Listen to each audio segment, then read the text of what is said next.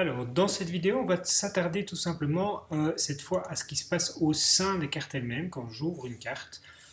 Commençons tout de suite par ici au-dessus. On a vu que ceci s'affiche sur les cartes elles-mêmes dans différents modes.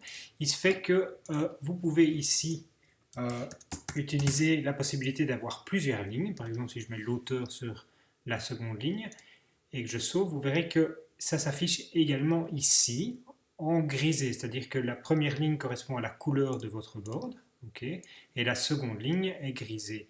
Dans les différents boards, ça s'affichera alors comme ça, et vous pouvez utiliser ce second espace en dessous du titre de la carte, ce second espace, pour classiquement mettre un peu plus d'infos ou résumer ce qu'il y a dans la carte elle-même. C'est cet espace-ci.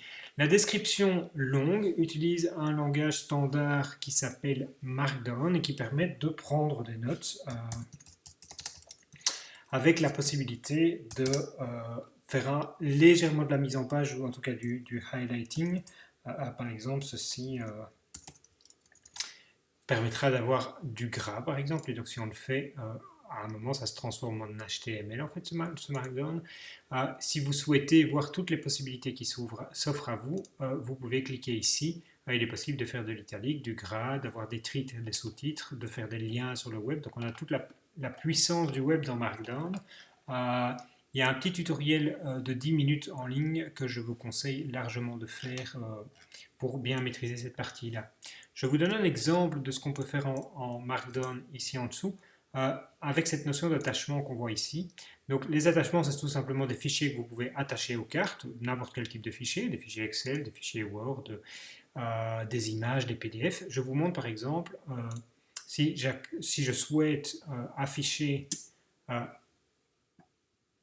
donc attacher à chaque carte une image du livre en question, je peux d'une part le mettre comme attachement, et si je copie le lien ici, dans mon Markdown, vous pouvez y compris, alors il faut connaître un peu et donc lire le petit résumé ici, mais vous pouvez par exemple inclure des images et afficher l'image, ou on a même un support pour des vidéos, mettre des images et du contenu enrichi au sein de votre description.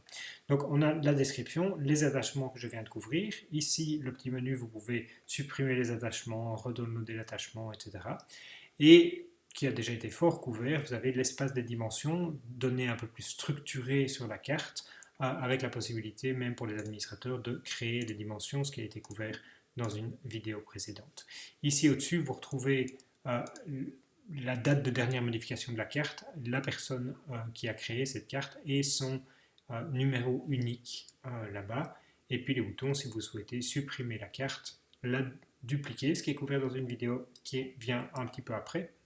Une bonne façon de créer des cartes rapidement, c'est de dupliquer des cartes existantes, et pour revenir à notre board ici. Voilà, je vous laisse avec ce premier overview.